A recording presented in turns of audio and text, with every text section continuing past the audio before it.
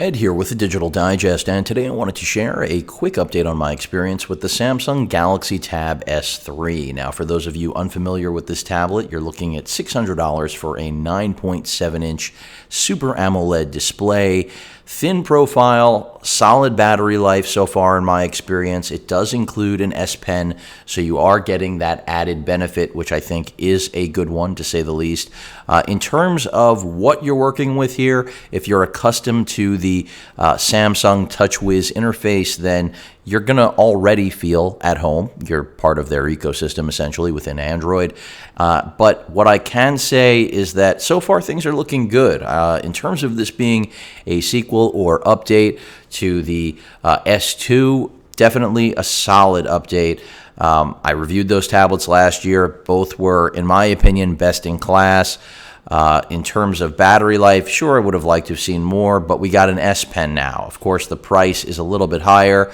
Essentially, to use the S Pen, you just click the button, and it brings up what you're accustomed to, basically seeing immediately if you're a Note user. Now, of course, the Galaxy Note 7, one of my favorite devices, not on the market anymore. Let me go ahead and give you a tighter shot of that so you can get a little clearer picture of what it brings up. You have the ability to instantly create a note, view all of your existing notes, do Smart Select, which is not a new feature, but an existing one, Screen Write, which basically just lets you write on the screen that you're looking at, and then a translation feature, and then you can also add shortcuts. Now, I'm not going to go through that today, but it's something I did want to point out. You can also access that. You see the little air command already there. When I hover, it immediately illuminates, brings your attention to it, so you can activate it that way too without having to actually press that built-in button that I pressed before right there. So the pen feature, definitely something I love. I've been waiting for a Note tablet, but they're not calling this a Note tablet because, well, technically it's not.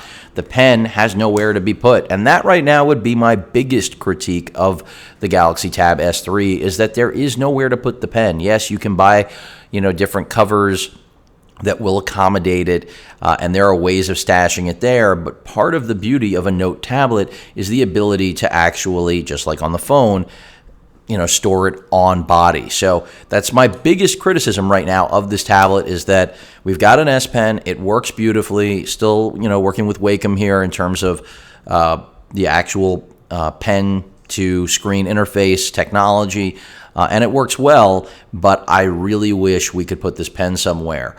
So I do think that Samsung kind of made a concession. In terms of the cameras, both are solid. I think that there really isn't anything for me to nitpick about the front or rear. Both do perform very well, and it's not surprising. I mean, this is what Samsung has to offer. In terms of, browsing the web, you've got their stock browser on board, which of course is not stock Android. Remember, you're in a TouchWiz world. I think they've actually renamed it now. You can see the keyboard populates. This is also specific, again, to the TouchWiz environment. If I go ahead and navigate to CNN.com, I'm not going to get political here, but whatever comes up on the screen likely will be.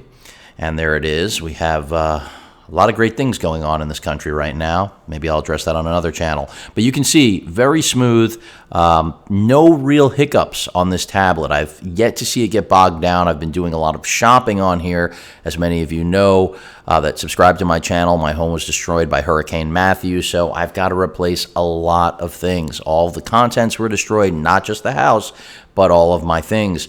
So I have been using this. I have been working, with this with an incredible number of tabs open and have yet to really see it get bogged down. If I go ahead and open up something here, let's go with something not political. Let's see who this NBA player was that arrested for DUI. You can see we've got this opened up instantly.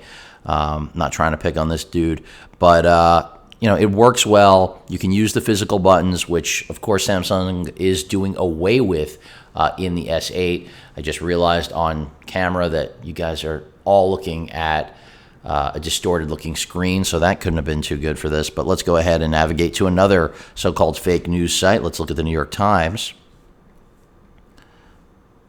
which didn't autofill, but let's Let's just do it through Google. You'll see the actual speed this way.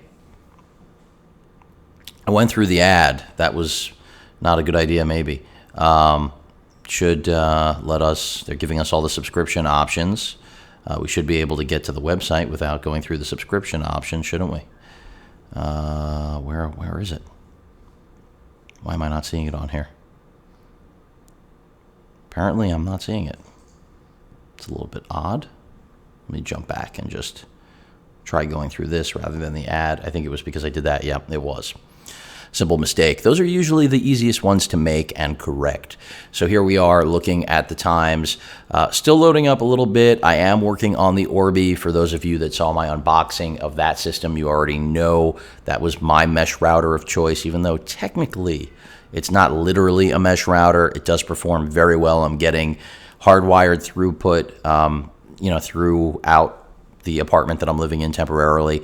And even in additional apartments I've tested in, so it's traveling through walls, doing a good job. But again, everything on this tablet is fluid, just as it should be here in 2017, looking at a top-of-the-line tablet. Now, I know a lot of you out there are saying, hey, Ed, I could buy a Surface Pro 4 for this sort of money. And yes, you could, but this is not meant to compete with it. And I know that I have in the past, in reviewing the Surface Pro line, pretty much, in a way, a sense, let all of you know that, the tablet business has been put to bed by that sort of product, and it has to a degree, but not completely. And that's because the reality of the situation is that if you're sitting on your couch, you're in bed, whatever it may be, and you want something that's lightweight, and this applies to traveling also with long battery life, that yes, in a sense, is a larger version of your smartphone. This is still the only or best way to do it. Of course, Apple has their version. I'm not a fan of Apple. Anyone that follows this channel knows I don't even review Apple products, and there's a reason.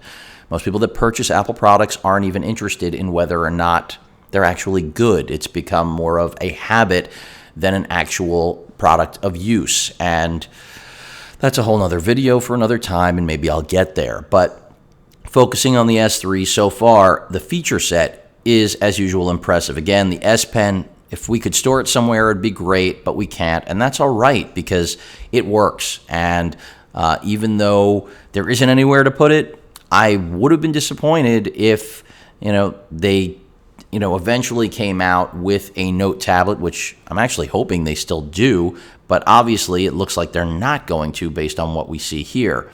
And that makes sense, but in terms of navigation, using the S Pen, also very fluid. You're not going to have any problems with that. That's what I've been trying to demonstrate while I've been jumping around this article. Of course, you can use the S Pen on the physical buttons that, again, as I mentioned, were done away with in the S8. Try another website out here. Let's do a little more browsing. I'll take you over to Yahoo. And the tablet just does what it should. Quick charge time on this, I would have liked to have seen perform a little bit faster, but I'm going to cycle it more before we, really know exactly what the speed is going to end up being officially. But it's looking like it's still going to take you, several hours to charge this baby up. But it's got that 6,000 milliamp battery, which does accommodate for a fair amount of usage. I haven't sat down and done just one quick drain on this. It's been mixed use. I've been charging it, at usually around 40-50%. I plug it back in because I am really using this. This isn't just for testing and reviewing. This is something I actually needed. I have no tablets anymore, folks. So I am using this practically. But I would say from my experience so far, you're looking at, you could get about 25% of a charge on this thing in roughly 30 minutes. So, you can do the math. But until I have final real numbers, I don't want to give you anything that's wrong. But that's what it's seeming like so far. But overall, pretty solid. In terms of the software on board, everything is stock. I haven't even added my Google account. So you're looking at what you would have right out of the box. Their file organizer, their picture gallery. This looks just like any Samsung phone. The camera app, go ahead and launch that. You can see it's taking me through the setup because I did also do a wipe on this. I tend to do that so that if there is anything, obviously of personal nature. You guys don't have to, it's not shared with all of you out there. But you can see the interface here, quick access to your settings, and you can see picture size, video size, all of those things. And you can see you can go into UHD, so 4K, of course, is an option. That was pretty much a given. Picture size, again, you can manipulate that in terms of aspect ratio. And I'm not going to go through too much here, but I just wanted to give you a quick demo of that. So let's throw the pen right there. Look at that beautiful table, my rental table. And there you have it. Go ahead and touch to focus. You can adjust the brightness, and voila, you have a photo of the S Pen. Go ahead and focus in on that. A little bit blurry, but I wasn't really trying there. I think you all know that. So let's go ahead and back out of this. And in terms of other things you should be aware of course, they give you the Google Suite that you would expect to see. You also have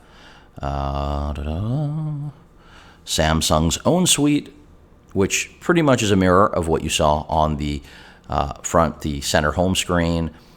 They have Samsung Kids integrated there. Some other things, nothing too crazy. Their own app store does still exist. I don't use it. Some Samsung users may. Samsung Plus.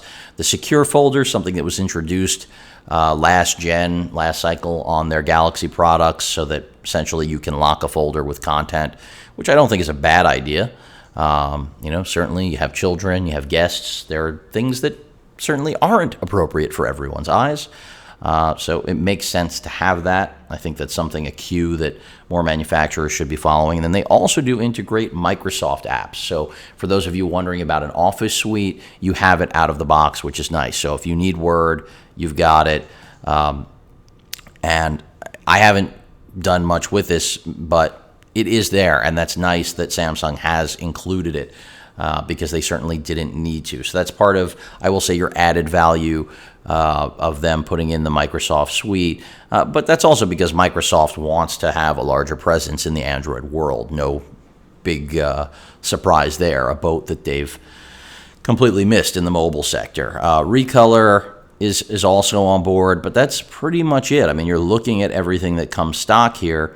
And so far, again, only really good things to say about it. Would I like to see this be more aggressively priced? Absolutely. But the reality is that Samsung is not making a bunch of tablets anymore. In fact, they're still kind of bleeding from what happened with the Note. So that's a whole nother story. Access to all of your quick settings, just like you would have on your phone. The ability to cast to televisions, of course, is there.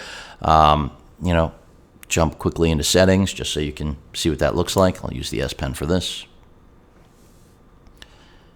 And really, to me, what makes this tablet is its profile, the Super AMOLED display, and having expandable storage, which is something I haven't mentioned through the entire course of this update, but a critical thing at that. I mean, to not have that, to me, is a killer, and it's part of the reason I'm not in love with my Pixel XL. I know Google's for free, sharing and collecting all of my images and video, but backing them up is what I meant to say. But the reality is I would like expandable storage. To me, it is bizarre that everyone has followed Apple for the most part and just done away with expandable storage. It's just, it's ridiculous. And I know it's in their interest because it costs them less to remove things. This is the way of Apple, increase your margins. But we don't all have to be sheep. Lemmings can be lemmings. We don't all need to be them. But you have access here to, of course, sound. By the way, the audio on this tablet, they've been bragging about it being finely tuned. I mean, it has capability, but I have not been thoroughly impressed with the audio performance. Big difference is we now have speakers both on the bottom and the top, and then you can play with those speaker, the acoustics, basically, that the tablet will output. And it's a good thing to have, but this is a tablet. I don't really expect it to be a sound system or replace any of the Bluetooth speakers or Sonos speakers that I would traditionally rely on. So keep that in mind. Samsung's been pushing, great audio performance. Yeah, it's better than the previous generation, but still tinny to my ear, okay? The concert hall is interesting, also a little bit disturbing. I'm not doing demos of that today, maybe another day. But that pretty much gives you an update. I'm not going to go through this whole list. That'll be for the full review. We're almost at, well, we just hit 15 minutes. So again, just wanted to give everyone an update. The Tab S3 seems to be a winner so far if you're in the market for a portable device like this, a tablet that isn't a computer, that will satisfy, again, what your needs are. If it's browsing, content, access to the internet, email, video playback, media consumption, the S3 has no problem. The 4 gigs of RAM, more than enough, and again, the AMOLED and again, incredibly thin profile really do make it, in my opinion, one of the nicest devices on the market. And I did go over, but one more time as I close out here, volume rocker right there, power button right there, your pinhole for your storage expansion right there, which looks like a SIM slot, speakers on the top of the tablet. You can see if I can bring them into focus, and then you also have those on the bottom, 4 in total, and then your charging port, which is of course a Type-C, and your headphone jack right there. That's pretty much it. So that is the Galaxy Tab S3. You've got an update. Hope you enjoyed it. Any questions or comments, please feel free to post them. Hit that like button. And as usual, please feel free to subscribe. Later.